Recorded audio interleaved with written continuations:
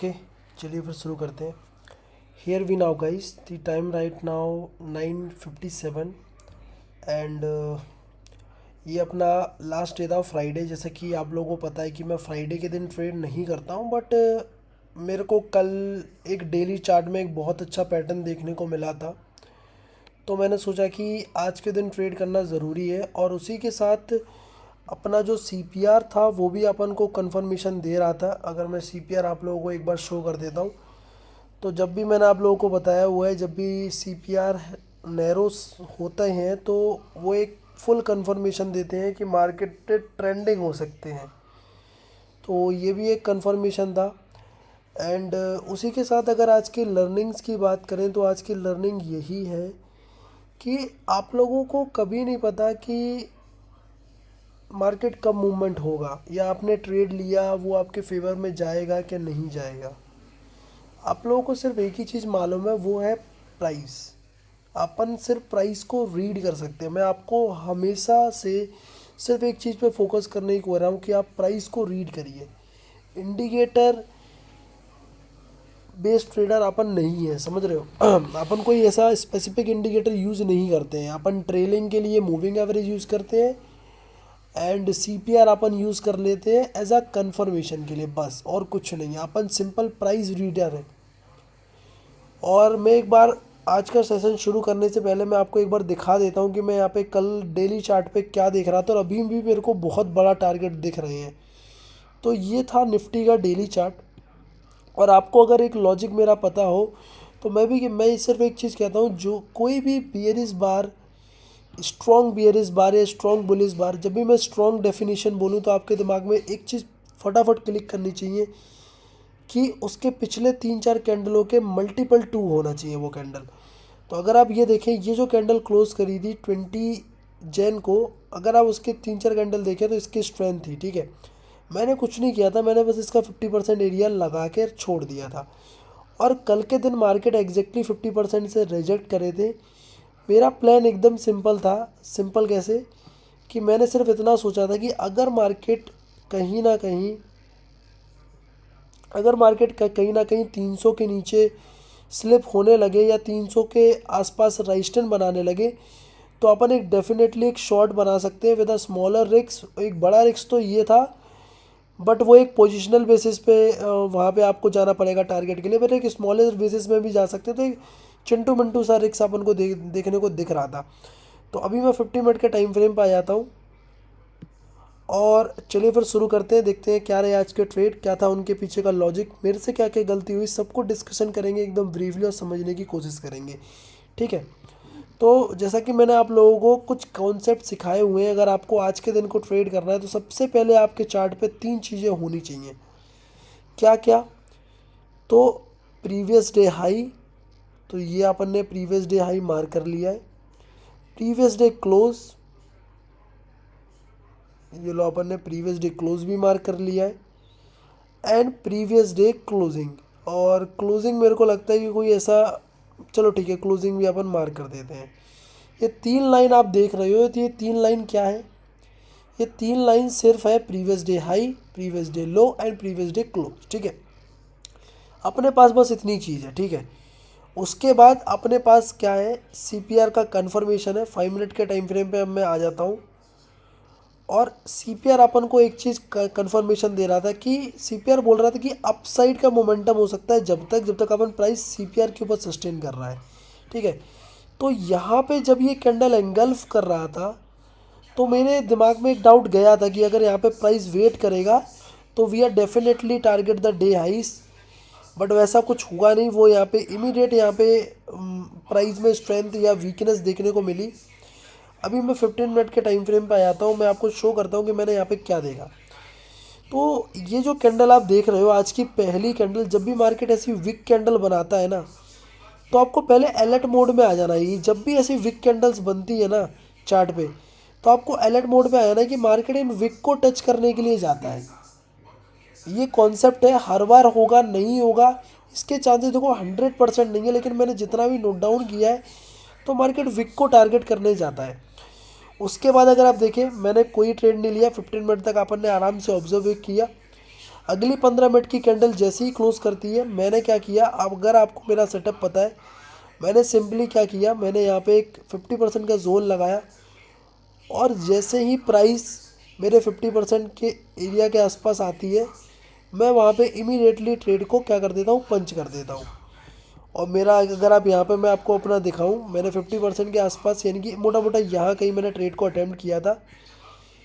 और जो मेरे यहाँ पे स्टॉप लॉसेस थे, वो नो डाउट मैं यहाँ पे एक बार डे हाई भी सोच रहा था, बट डे हाई के बाद जब प्राइस चलने लगे थे तो मैंने स्टॉप लॉसेस को और भी ज़्यादा छोटा कर दिया था। अब छोटा मैंने स्टॉप लॉसेस को कैसे किया था वो मैं आपको सिखाता हूँ। एंड जो मेरे टारगेट थे वो कहीं ना कहीं मेरे डे लो के नीचे ही थे। तो आप देख रहे हो क्या क्या परफेक्ट ट्रेड यहाँ पे बना है 1:6 का। और क्या ये कैच हुआ है? डेफिनेटली कैच हुआ है, वो मैं आपको भी शो करूँगा। ठीक है, तो इस कैंडल के 50% पे मैंने ट्रेड को उठाया एंड उसके बाद प्राइस में पॉज आ गया। ये चीज़ आपको ना पैटर्न्स याद होने चाहिए, जो चीज़ें हो चुकी है ना वो आपको याद होनी चाहिए। याद कैसे कि सेम पैटर्न अपन को देखने को मिला था इस दिन भी। यहाँ पे अगर देखें तो अपन को एक क्या मिला था, एक नॉन डायरेक्शनल डे मिला था। अगर आप कल का दिन देखें, नॉन डायरेक्शनल डे था। ठीक है, अगले दिन प्राइस ने यहाँ पे वीकनेस दिखाई, 50% पे आया एंड उसके बाद मार्केट यहाँ पे वेट करने लगी। आज के दिन भी अगर आप देखें तो सेम सिनेरियो, मार्केट आज वेट करने लगी। मेरे को लग रहा था कि मार्केट यहाँ पे एसएल को हिट कर सकते हैं, बट आपको एक चीज़ आपको आप फोकस करना है कि आप ये देखो ना, इतने छोटे से रिस्क पे आपने ये ट्रेड को अटेम्प्ट किया। नो डाउट यहाँ पे आपको डीके देखने को मिलेगा, बट आप उस पर फोकस क्यों कर रहे हो? आप फोकस ये करिए कि यार मतलब इतना छोटा प्राइस होने के बाद भी आपके स्टॉप लॉसेस हिट नहीं हो रहे हैं, इसका मतलब यू आर राइट, आपने सही ट्रेड लिया हुआ है। अभी मैं आपको दिखाता हूँ एक छोटा सा रिस्क टू रिवॉर्ड यानी कि मनी मैनेजमेंट ओके है। ठीक है, सीपीआर के नीचे है अपन, कोई दिक्कत की बात नहीं है। एक साइकोलॉजिकल नंबर में बोलता हूँ, अगर ट्रेड आपने लिया है, अगर आपके पास एक साइकोलॉजिकल नंबर हो तो आपके कन्फर्मेशन और भी ज़्यादा बढ़ जाते हैं, जो कि अपन को 25,300 का लेवल मिला। तो पहला कन्फर्मेशन एक स्मॉल रिस्क, दूसरा कन्फर्मेशन मार्केट का ट्रेंड डाउन था, तीसरा कन्फर्मेशन सीपीआर के नीचे प्राइस था, चौथा कन्फर्मेशन प्राइस एक साइकोलॉजिकल नंबर के भी नीचे था, तो वहाँ पे अपन को एक स्टॉप लॉस रखने की जगह मिल गई थी। पांचवा कन्फर्मेशन, यहाँ पे मूविंग एवरेज का डायरेक्शन भी नीचे है। नो डाउट यहाँ पे 15 मिनट में आप कहोगे कि प्राइस 20 SMA के ऊपर था, सॉरी एवरीवन, बट आप 200 का डायरेक्शन देखो, ये जो 20 है, मैं नो डाउट मानता हूँ कि 20 में दम है, बट आप प्राइस को भी तो देखें।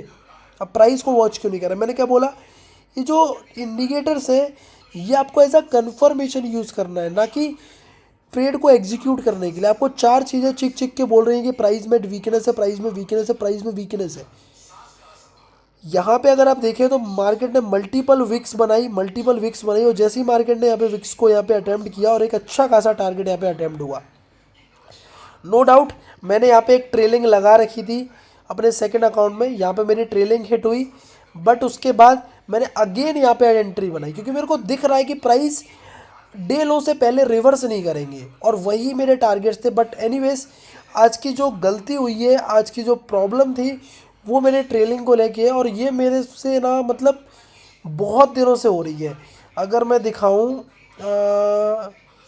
आई थिंक इस दिन भी मेरे साथ ना सेम सिनेरियो था कि मैंने यहाँ पे ट्रेल नहीं किया।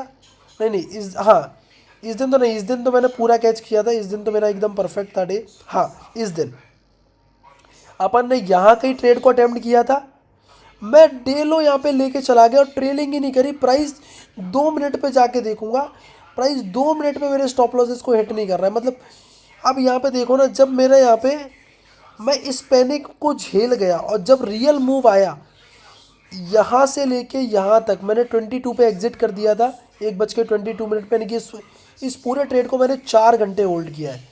तो मैं यही कहना चाहता हूँ कि अगर आपको कन्विक्शन है, अगर आपको अपने ट्रेड पे भरोसा है तो यू डेफिनेटली होल्ड। बट आप कह सकते हो कि जितना प्रीमियम यहाँ तक नहीं बढ़ा ना, उतना प्रीमियम सिर्फ एक सिंगल कैंडल में बढ़ा है। बट एनीवेज, इस चीज़ पर मैं फोकस कर रहा हूँ। नो डाउट मेरे से एक दो बार गलतियाँ हो रही हैं, बट डेफिनेटली मैं इसका कोई सॉल्यूशन निकालूंगा।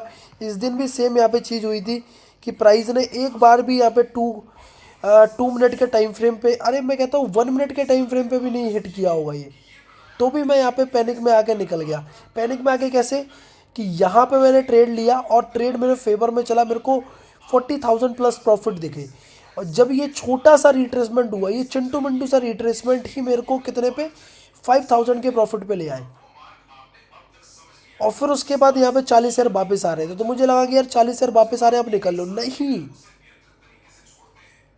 मार्केट जो है ना अनएक्सपेक्टेड थिंग्स करता है, ऐसी एक्सट्रीम लेवल पे ले जा सकता है जो आप सोच नहीं सकते हो।